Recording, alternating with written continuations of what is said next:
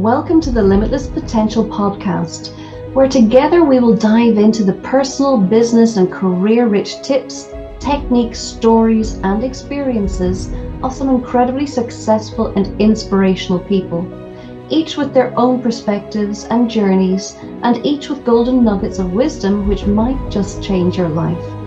I'm Tracy Stone, and I'm a master trainer in a number of career supercharging techniques, a transformational coach, international best-selling author, inspirational speaker, and a woman discovering and evolving my very own limitless potential day by day.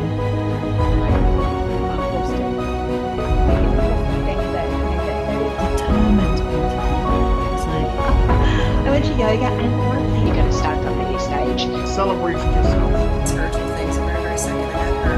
And so once a week, each of you take Now, I thought that message, and I see this happening many times again, which is, again, I see it in a positive way. Hi, and welcome to another episode of the Limitless Potential podcast. I'm really delighted to welcome Curtis Ghee, who joins us today from Philadelphia, Pennsylvania in the USA. Curtis is a speaker, author, and retired Philadelphia police officer who no longer enforces law, but educates and empowers lives by helping people to uncuff their potential and live the life they desire.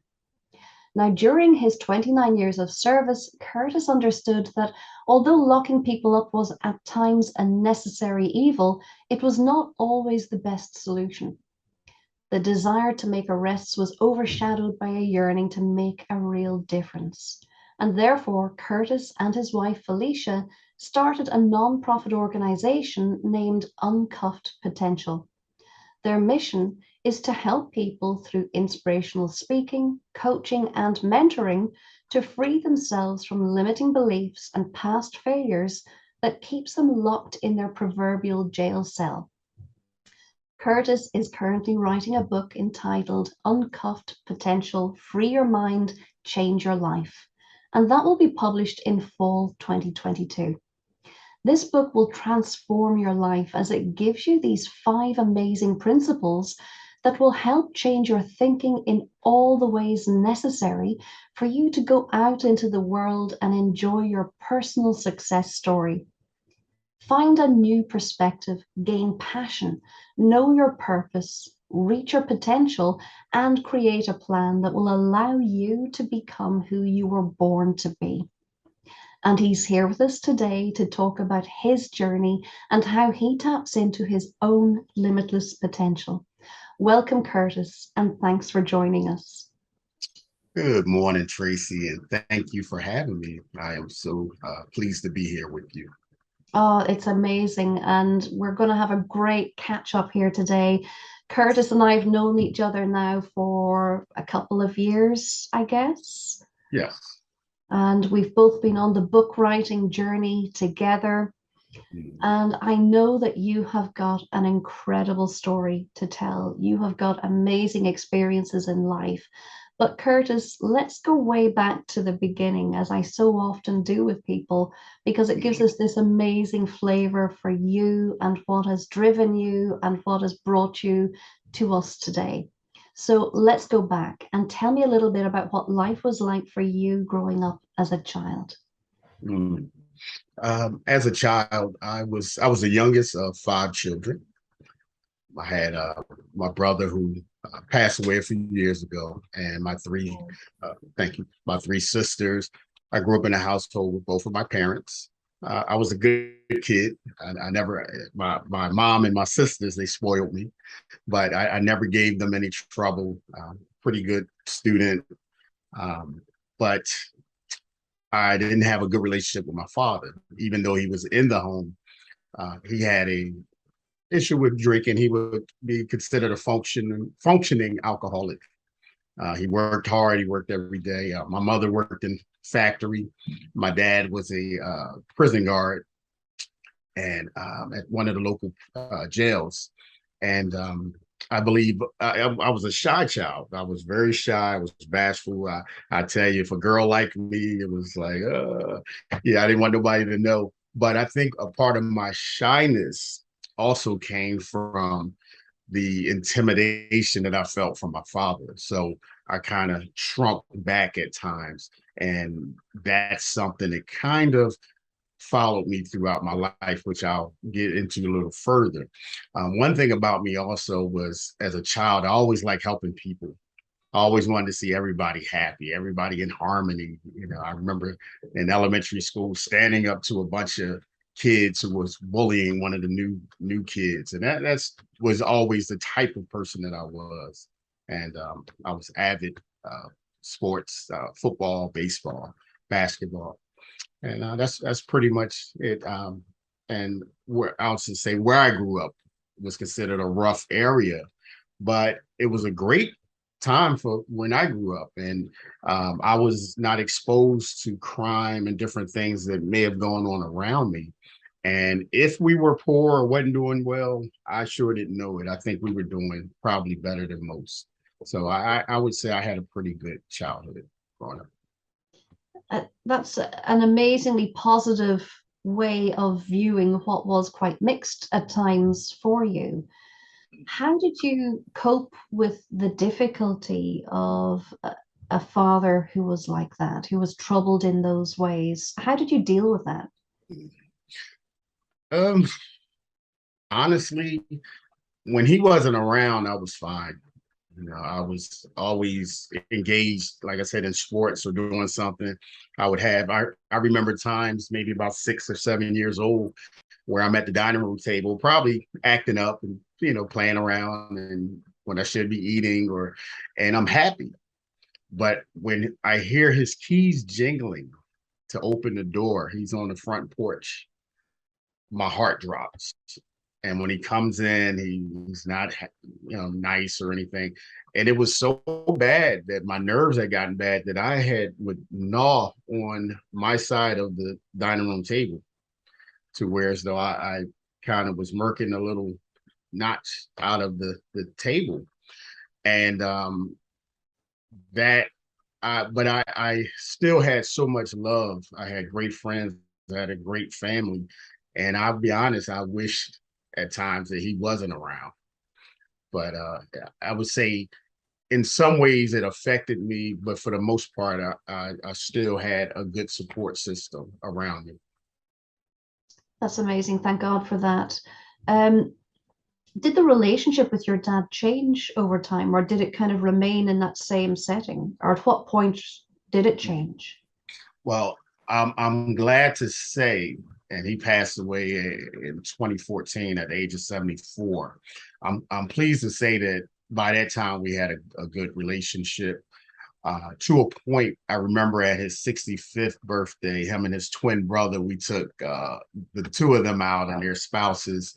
And I remember saying to my dad, if you still hold on to something or think that I'm harboring anything concerning my past with you, yeah, I pretty much released him from it. Like you're free.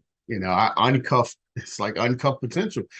I literally freed him from my part of it, and that opened the door for him to uh, feel good about himself concerning me. And the good thing is, my son, who's 23 now, but when he was a top, well, about 8 or 9 years old, he was able to have a relationship with his grandfather. Out of out of my father's grandchildren, I believe my son was the only one that he really got to know. So I do feel good about that we were able to have some type of relationship before he passed. And do you feel that he ever himself came to terms with how he was with you? Oh, oh yeah, yeah. He did, even to a point that he had stopped drinking and he had gotten to the church, and I think he was in a good space. Yeah, he really was. I mean, he still dealt with some of his demons and different things from his past, but as far as our relationship, I can tell he felt comfortable Mm, just as I did. good. And it's interesting how you talked about when you were younger, it probably accounted a lot for this kind of dip in confidence Oh, no because doubt. you're living under that threat. And I've heard it from so many people as well who have been abused or terrorized or living in fear of somebody, whoever it is, whether it's a parent or a partner or a sibling or somebody. That jangle of the keys, that knowledge, the key in the door, the hearing the car pull up in the driveway, all of those signals change, something changes in you. Yes, very much. So that's a hard thing to be living with. Right. Did you learn any techniques or use any techniques to kind of take yourself, or did you kind of live in that fear during those moments? How did you pull yourself from that? Was it by just disappearing away somewhere else in the house? A lot of people do that. Yeah, well, oftentimes he would be at work. He worked sometimes double shifts. When he did come home, I would maybe go to my room, or um, if it was early enough, I would go outside and be with my friends. I again, my brother was 5 years older than me, so it was a time that he was young enough that I would be with him. But then when he got older and moved on, I would have to, go and maybe hang out at a friend's house or whatever. Just try to wait him out to where I didn't really have to be in his presence. Mm, He didn't say much to me or anything. Kind of kept to himself, but you can see the misery that he had just being living with us. yeah, And yeah, but he probably was never as aware of how that has tentacles and it reaches out into other areas of your life. And like you said, it would maybe make you afraid to approach girls or feel, a little bit self-conscious in that way. It kind of has the ability to affect so many things. it really does. But the good thing is, I learned from my siblings who are all older than me that when Dad's not drinking, he really was never like a bad guy. Um, and then he suffered abuse from his own father. Mm. And but what that did for me and my brother, who I would always listen to my brother, and he said, when I get older and I have children, my children will be able to hug me. They'll be able to kiss me, and we'll be able to say we love one another. And that's the way we've raised our children. We had like a very loving relationship with our own children. So that the good thing, we didn't carry that from our father. Yeah, And you I don't. gave yourselves the gift of not having to continue that cycle. It's like a crossroads, isn't it? You've got two routes, and you either go the route of embracing the pain and then kind of carrying that pain on and hurting other people with it, Right. or by making that decision that you made to say, you might have done that to me, and that might have existed in my childhood, but I'm going to do it differently. So you either learn how to do it differently or you learn how to do it the same. Exactly. It's a choice. Yeah. It is. So then, if you move forward a little bit in your journey, tell us a little bit more about the next stage of life. The next stage of life, beyond childhood. When I was 17, I graduated high school. I played high school football. I was pretty good. We had local colleges that offered a scholarship. It wasn't nothing major. And to a lot of people's surprise, I declined going to college.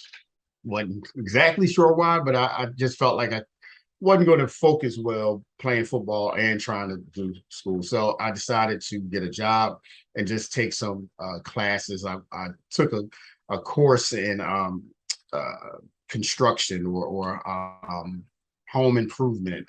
And I realized I wasn't that good with my hands, but I got a certificate at the end and a nice little student loan to pay back. Then I went to the community college, took a couple classes, and in it all, and I got a job working in the housekeeping department at a nursing home. Through it all, I was trying to find my purpose. Mm. I tried to find it in school. I tried to find it in work, but I later realized that you don't go to school to find your purpose because God put that in you, but you use education to refine your purpose.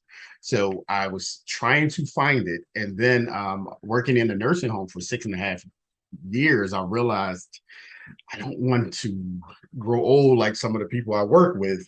And it was almost like they would say to me, people who were old enough to be my father or grandfather would say, son, you don't want to get stuck like us at working at this nursing home for 20 and 30 and 40 years. And I almost felt like an inmate in prison, a young guy, where the older guys are telling me, you want to get out of here and get your life together. It was like seeing myself working there was like looking at a life sentence in prison. So the next move was the police department. I had several uncles who were in the police department, and then my cousin and I decided in 1993 to go into the police academy, and the rest is history. Through that is where I found my purpose. And I realized locking people up was a necessary evil, but it was not the overall solution. You find yourself locking up the same people. And it was at one point, and I talk about this in the book, Ignite the Hunger in You, with Les Brown, is that there was a traumatic incident that occurred. I know I don't have time to get into it, but it really changed things in my life. And it made me look, and I said, if I can help people uncuff their potential and live out the life that God intended for them to live, then maybe I would never have to cuff them. And just being a black man, and I always tell people I'm a black man before I'm a policeman. I became a policeman later, but I always wanted to be an influence in the community. I just don't believe that people wake up or come out of the womb just messed up and born to be criminals and living in filth and squalor. But I just believe if they can uncuff what's in them and find that the value in themselves, then all of that can change. And if one person can change, then you can change a family. If you can change a family, you can change a community. And that's where I was more focused on. So I became more community focused and working with the communities and going into the schools and trying to talk to the youth. So in hopes that they don't go through this prison system. So that was the next phase of my life. That is amazing, and I love it. You've touched on something that I feel very, very passionately about there. Not touched on, you've nailed it home. And that's the point, that when you help one person, you don't just help one person. When you change the life of one person, which you can do by small kindnesses, you can do it by big major efforts. It can be a tiny thing, a big thing. But when you change one person's life, it then changes the lives of the people around them, the people that are associated with them, that depend on them. And it is this thing that has a life of its own. It grows and it spreads. Mm-hmm. And that's such not even so much a noble cause. It is just a beautiful thing to do. Right. Yeah. I love that. So where did you take it from there? Well, from there, like I said, I different parts of my career. When I first started off, I was in strictly what's called patrol, where you rode around, you answered calls, emergencies, all that stuff. And that was interesting. At some point around the time when I discovered my purpose, when I had that traumatic incident, I actually was trying to transfer out of where I was working. I was trying to get somewhere better. But every time I tried to go, something happened and I ended up getting stuck there. But then a door opened where I could become a community relations officer. Through that, I worked with police clergy, pastors who work along with the police department, community leaders, state representatives, a whole 9 yards, city government. And all of this in hopes to better the community. So I got to know people in the community, all of the movers and the shakers, and just being different than the cop who just chases you and put handcuffs on you and then you go to court. But I become the guy who was speaking in the schools, as I mentioned, and doing community cleanups and just really being the bridge between the community and the police department, helping both to better understand one another. And then the cops got to see, hey, these guys aren't that bad, and the people got to say, well, the cops, I understand them better now. So that was my end goal, was to just to kind of bridge the gap between the police and the community, and at that juncture of my career. And in doing that, to prevent reoccurrences with some people, but maybe to prevent some people from ever starting on the wrong path. Yeah, yeah. So I love your approach to it. I absolutely love it, Curtis, because it's problem solving. It's not waiting for the problem to happen and then Yes. lock somebody up. It's problem Mhm. solving. I have so much admiration for that. And I must let you know, I've got an incredible niece, Kira, who is in the London Metropolitan Police. Oh, And really? she has got the same kind of attitude as you. She is very Oh, wow. people focused. And I can see how she connects with people instead of looking down at them when she's out there doing the tough job that it is. Mhm. She has this amazing skill to connect with them, and that's what has the potential to change their lives rather than the locking them up. Exactly. And if I can share this very quickly, my motto was always, everybody has a story to tell. Everybody has a story to tell. And real very, very quickly, it was a young man that was a part of this traumatic incident. He shot and killed a Temple student by accident. This young man had just left out of his church, and he inadvertently shot him, trying to shoot somebody else. But the shooter, I learned when we went to court, this young man, when he was 3 years old, his mother put his arm on the stove and burned his forearm. And to this day, you can see the long scar on his forearm. By the time he was 13, he was shot on two separate occasions by the age of 13. Wow. And when he was 18, he was shot multiple times inside of a house, and he was left to die. That day, when he accidentally shot the Temple student, he was out to avenge that when he was shot at the age of 18. So when I heard that story in court, my whole perspective of him changed. And I said to myself then, I said, what if I could have said something to that young man, that would have changed the trajectory of his life. So after that, I emailed my pastor, my former pastor at the time, and I asked about starting a prison ministry. Now, go figure, a police officer starting a prison ministry. And so we did. And for 10 years, as a police officer, I ministered uh, once a month in the prisons, and right in Philadelphia where I worked. So That's it made, amazing.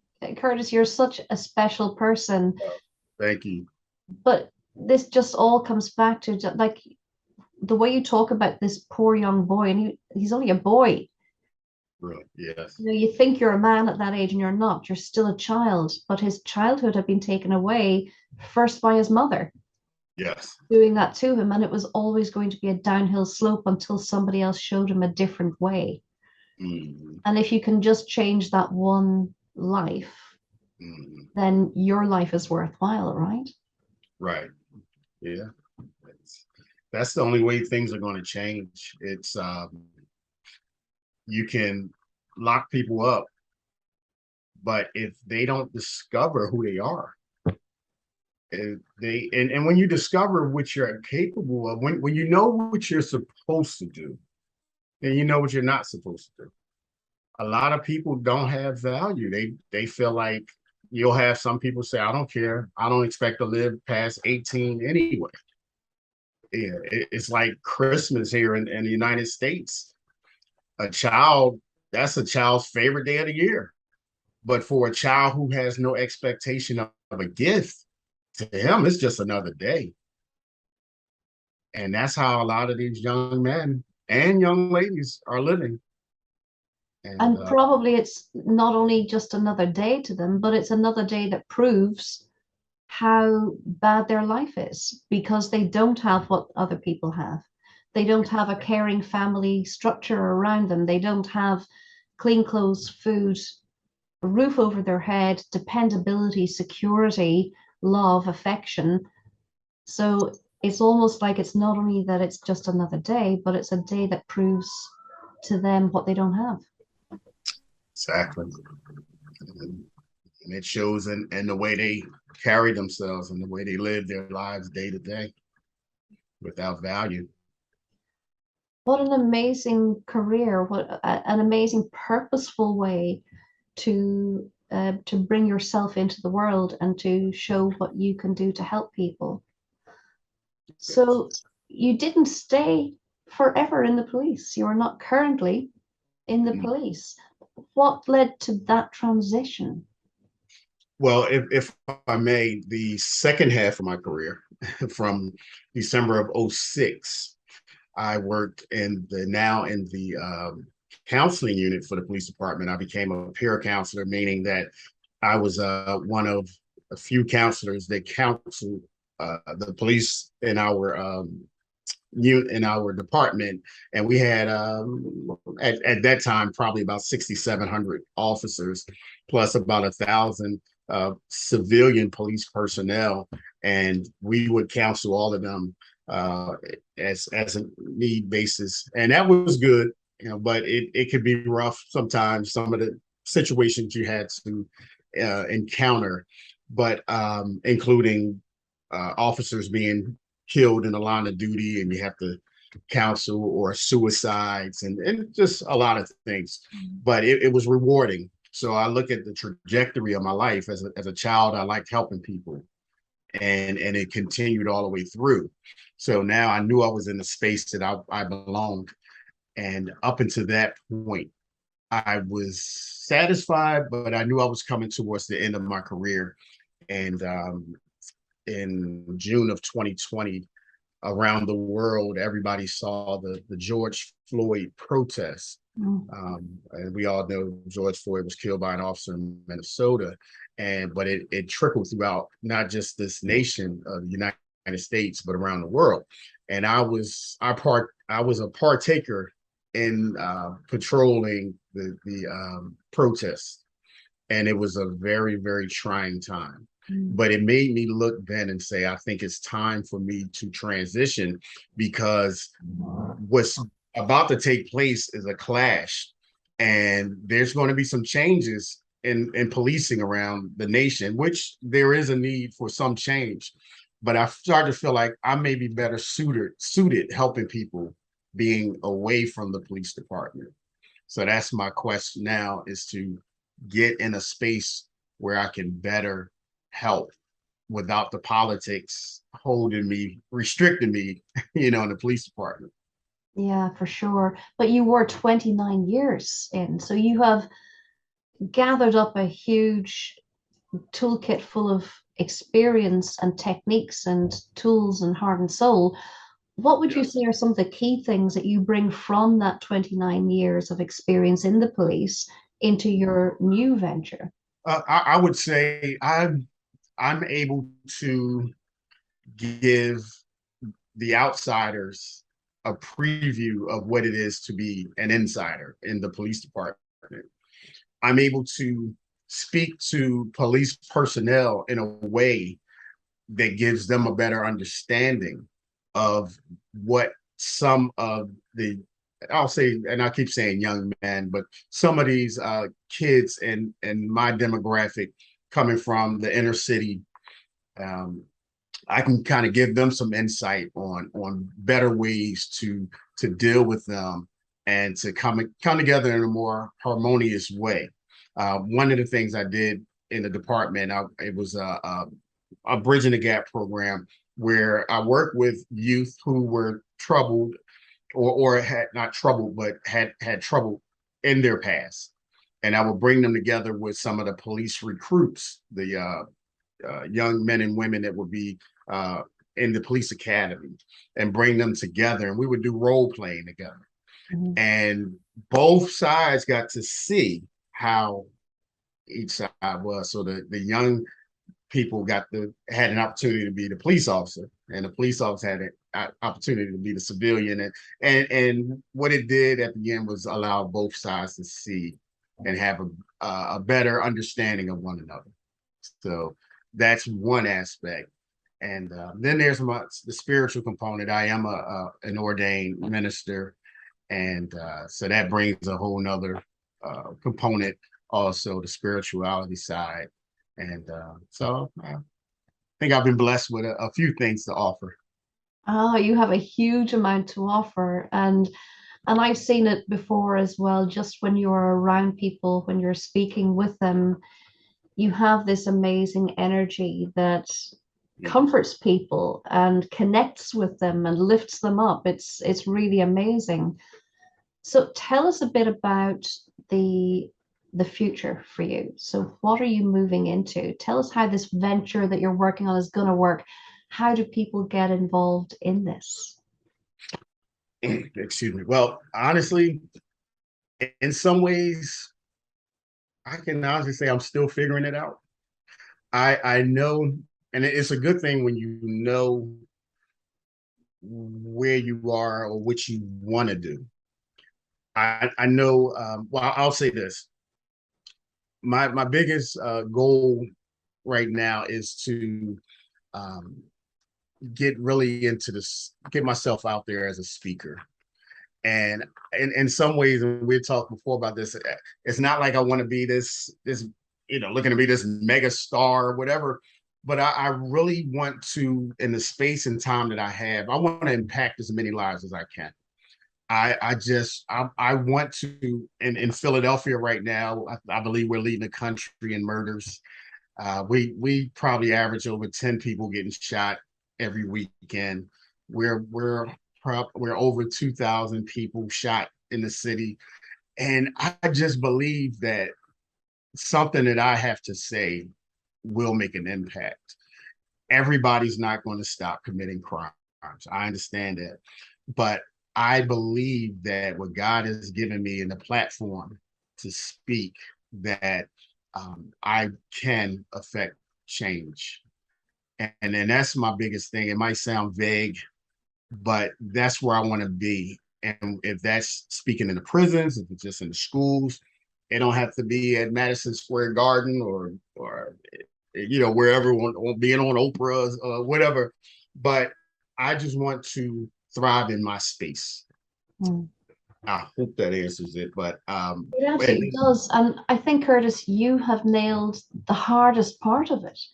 So you know what it is you want to do. You know that you can help to connect with people and give them what they need or offer them what they need to course correct, to put themselves on a better path. So you already know that. That's the hard bit for so many people. They don't know what their purpose is. We talked earlier about purpose. They don't know what it is. You know. And the easy part is going to be now putting that into practice. Because how can you put it into practice if you don't know? So that is going to unfold beautifully for you. And there are going to be so many lives changed by having a connection with you. And that's one of the greatest powers that you can ever have in the world, to instruct and influence positive change. Yes. I love it. And you're doing that also through your book. So I know your book is coming out soon. I'm Yes. so excited. I'm really looking forward to this. Tell us a bit about your book. Yes. And again, the book is Uncuffed Potential, Free Your Mind, Change Your Life. And just a quick, that came from, I was asked to speak at Temple University back in 2017. And it was to speak to ex-offenders. But long story short, I wrote these 5 principles. It was perspective, passion, potential, purpose, and planning. And I said, maybe I can put that into a book. And so I put it into a book, and then I tied it in with Uncuffed Potential. I just believe a lot of people are walking around. We all have potential. God gave it to us, but we all are locked in a proverbial jail cell, and we're sharing a cell with our fears, our insecurities, our doubts. But we get visited every now and then by opportunities and feelings of greatness. But then we remain cuffed. And until we are uncuffed and until we free our mind, that's when we can change our lives. And it wasn't, I've never been arrested. I've never been handcuffed before in my life. But throughout my adulthood, I have walked around mentally arrested. And I think a lot of people are dealing with that right now, and they know greatness is in them, but they just don't know what their purpose is. And my hopes is that this book will shine light on that, and that they will not start going after things just for money or just for status quo, but things that they're passionate about, and just understand that they can make a difference and make a dollar just based on what they know and what they are equipped with. My purpose is different than yours. What you're passionate about might not be mine, but we both have something to offer to this world. Amazing. And again, this is going to help so many people. And you write so beautifully. Tell us a little bit more. You mentioned, I think, earlier about your other writing that you have written in a couple of anthology books. So for those that don't read anthology books, they're a brilliant way. Even if you don't read books generally, I think anthologies are the way to start, aren't they, for people who don't read?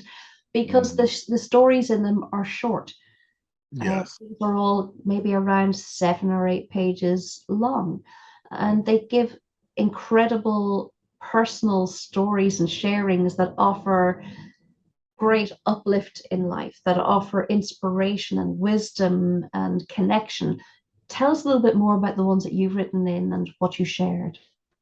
Okay, again, it was called Ignite the Hunger in You, and featuring Les Brown, the great motivational speaker. And my story, I kind of told it in this interview when I started off, and how my young life impacted my life as I was growing older. I didn't know my path. My biggest issue was, people would look and think I had it going on because I was a good guy and well liked, but secretly, internally, I was struggling because it's like, I don't know what my purpose is. And I kept trying to find it, kept trying to find it. And again, once I got into the police department, I still didn't know it. I was arresting people and I was just as locked up as they were. But again, it was when it's like giving yourself permission to say, okay, you're not Michael Jordan. You're not Celine Dion. I don't know where that comes from, but you're not whomever these great people. It's okay, whatever God created you to do. I always say this: on the arm, the bicep is the most handsome part of the arm. You might not be a bicep. The bicep gets on the front cover of the magazines and the videos and all that stuff. The girls like the muscles. You might be the elbow. Never say I'm just an usher, I'm just a security guard, I'm just a janitor.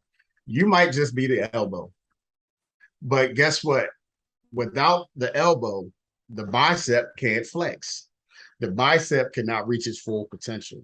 So whatever you bring to the table, whatever you have to offer, it is a blessing because it comes from God. God did not intend for you to be Oprah, but you might be the person working behind the scenes that if you didn't turn on the lights, if you didn't get the set prepped and ready, that Oprah can't do what Oprah does. So whatever you have to offer, just embrace it and then find ways to make it better. And somebody out there is going to want to pay you for it.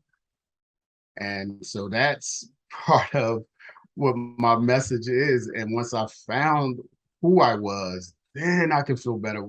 I never got ranked. I never took the test. Well, I took some tests, but I never became a sergeant, a commissioner. But when I walked up to the commissioner, he knew me. He shook my hand.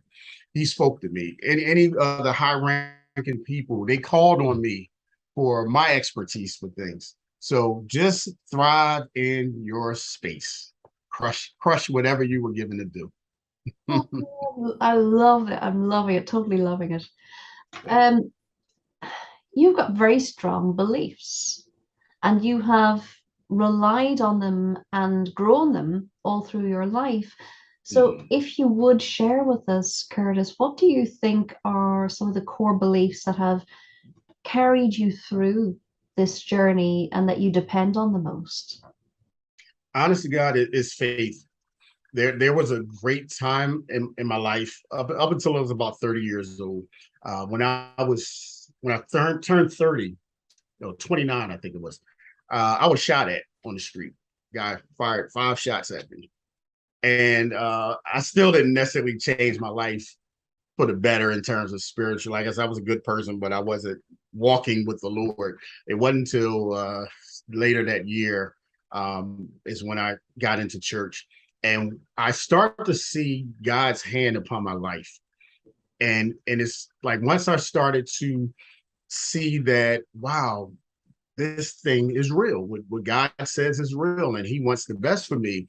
That's when my life started to change. So my core value, everything is centered around my faith. Um, Things that were bad before, once I understood God, they're not as bad. And I always know that things are going to be better. So I would say that um, showing love to people, caring about people, putting others sometimes before yourself. Um, Again, as I've always, as a child, wanting the best for other people. These are things that I just feel like I know what I had to offer. I know what's good for me. I know other people may not. So I would really kind of focus on just helping people to get to where they need to be. And then maybe life will be better for everybody. But it's all of my core values are really centered around just, you know, just helping people. And sometimes to a fault that has been bad for me because I kind of wouldn't take care of myself as much. But now I incorporate self-care into my own life so that I don't overwhelm myself with other people. But everything that I've done from childhood up until now has been that of service. So serving others is truly one of my core values. You're so amazing, Curtis. And just as a final little shot of inspiration for people and yourself, if you were to go back in time to that little boy, Hmm. as the man that you are now, having had the life that you've had, the ups and the downs, the growth, the expansion, the experiences, if you could go back and give him a little word of encouragement, a little bit of advice, what would you tell him? I would tell him to believe in yourself. Uh, I've had some obstacles along the way, some things that have rocked my world, but the nothing I think has been greater. Even the death of my brother, the death of my best friend, and different people. Nothing's been worse than me being in my own way. Nothing has been worse than me discounting myself. Where I am now, I probably could have been 20 years ago. I don't regret anything. But if I can go back and talk to myself, it will be no, believe in you. It's fine to put your energy in others and to help them, but believe in you. Don't stop esteeming everybody else and celebrate yourself and find what works for you. Don't worry about impressing other people. Just impress yourself. And one thing I would always say and tell myself at 16 was never quit because I had a job at Roy Rogers, was a restaurant right before my senior year.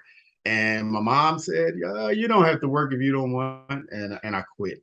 And I tell myself, and that I found a thread throughout my life where I started things and I quit. And that was very impactful in my life. So now that would be the thing. Don't quit and believe in yourself. I love that. Both of them are so vital. Curtis, this has been amazing. Thank you so much for sharing so openly and inspiring certainly me, and I'm sure everyone who's listening to us. So thank you for that wonderful, heartfelt share. Uh, thank you, my friend. And it's been a pleasure. And anything I can do to help you, I'm always here. And I appreciate our friendship. Always serving. Look at you. Thank you. So Yeah. thanks again to Curtis. And for those who want to reach out to you, Curtis, they can find you on social media. We'll have your social media links also available with the podcast. So you guys need to get in touch with Curtis because time spent with Curtis is time well spent. Oh, thank you. So thank you everybody for listening and for getting your dose of limitless potential, and we'll see you again soon.